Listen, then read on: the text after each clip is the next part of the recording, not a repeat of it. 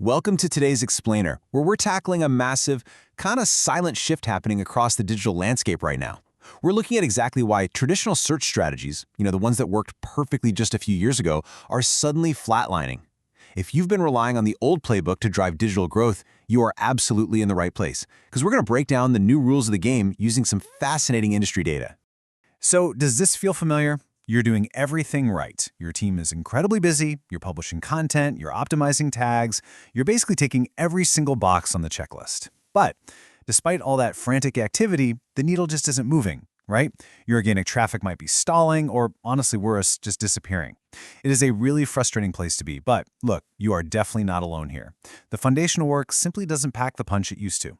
Let's figure out why. Here's our roadmap for this explainer.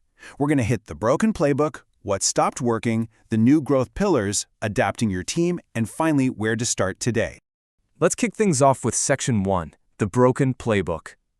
Now, the really wild thing about digital marketing right now is that the actual job descriptions, they haven't changed much in 5 years, but the impact of those skills totally transformed.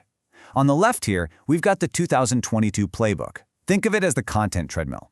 It was all about heavy production, churning out volume-based keywords, and basically praying to the algorithm. But now, look at the 2026 reality.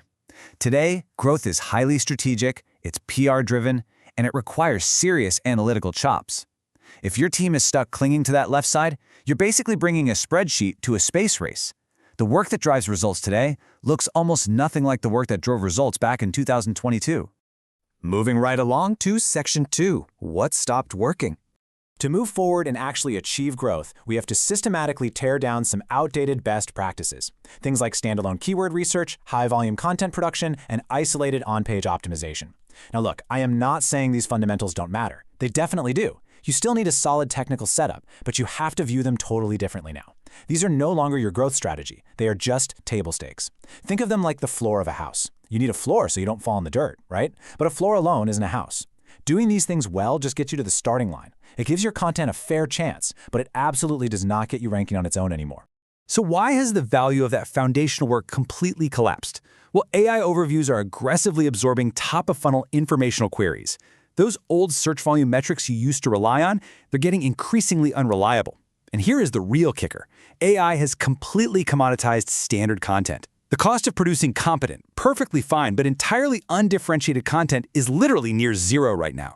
If your content can be generated by anyone else out there using the exact same AI prompt, ranking for is going to be incredibly difficult and honestly, increasingly worthless. Just producing more of it doesn't move you ahead of anyone. That brings us to Section 3, the new growth pillars. Now, what's really interesting about this slide is what's actually replacing that old commoditized work. If volume production isn't the answer, what is? Well, our first new pillar is entity building. This is arguably the single biggest strategic gap in the industry right now. Instead of just reading your keywords, search engines and AI models now want to recognize you as a thing, a real-world, trusted authority. Establishing your brand as an entity means earning visibility and mentions across the web so AI actually knows you exist. One engineering firm actually shifted their focus entirely to this kind of entity building for a year, and their non-branded visibility roughly doubled. That is huge. If you aren't a known entity in your space, you're competing with one hand tied behind your back. Our next pillar centers around this incredible quote. Experience is genuinely the most defensible differentiator left in the discipline. Let that sink in for a second. Because AI can synthesize existing information perfectly, what's left for us? Original research, proprietary data, real client outcomes. You need to publish insights and experiences that simply do not exist anywhere else on the web. That is literally the one thing AI cannot generate, and it's what your competitors cannot easily copy. Moving to pillar number 3, distribution. We really need to shatter an old, comforting myth right now. You know the one, the idea that if you write good content, it's just going to naturally earn links and be discovered? Honestly, that was always a bit of a stretch, but today, it is completely false. Content gets cited, linked to, and quoted because someone actively and aggressively put it in front of the right people. This requires a skill set that is way closer to public relations. Whether you're a massive enterprise or a small business, someone's explicit job needs to be making sure your good content actually reaches the exact audience it was designed for. Next up, we have AI search visibility. Literally everyone is trying to figure out how to rank in ChatGPT, Claude, and Perplexity right now. And yes, it is a measurable, optimizable thing. But here is the absolutely crucial point. You shouldn't treat AI visibility as some separate, isolated marketing channel. It's not. It is actually the downstream reward for doing everything else right. If you have strong entity signals and genuine, unique expertise visible across the web, you're naturally going to start showing up in those AI responses.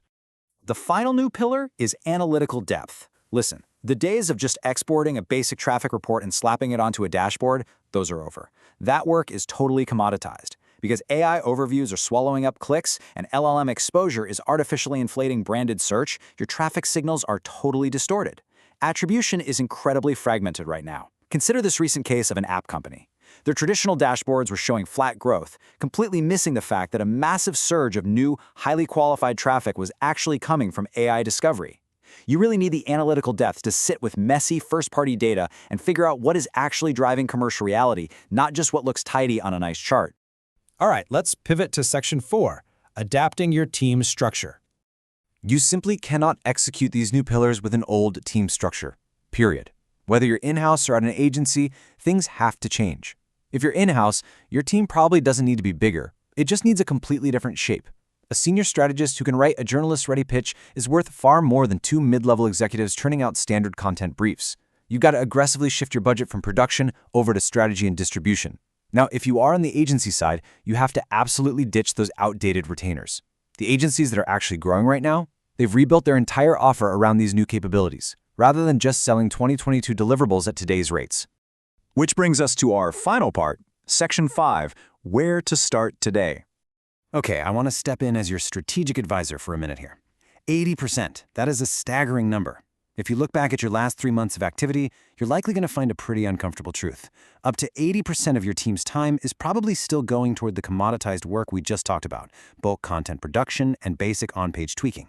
While the strategic, needle-moving activities, they're just getting whatever scraps of time are left over. This ratio desperately needs to flip. So here is your immediate action plan. Step 1. Audit your last 3 months and prove that 80% metric to yourself. Step 2, start aggressively reallocating your budget away from bulk production and right into strategy and PR. Step 3, train your team to handle messy data so they can actually interpret today's fragmented analytics. And step 4, honestly, this one might save your job. Communicate the reporting lag to your leadership immediately. As you shift to building authority in original research, the results are going to lag behind the effort. It is so much easier to defend a 6-month strategy that you explained in advance, rather than having to panic and explain it retrospectively when the traffic line takes a temporary dip. I want to leave you with this final, kind of provocative thought to chew on. Are you actually building a recognized brand, or are you just publishing keywords? The discipline hasn't died. It has simply evolved into a completely different job.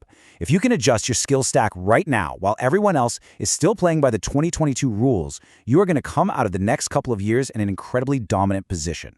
Thank you so much for joining me for this explainer. Start flipping that 80% ratio today, and I'll catch you next time.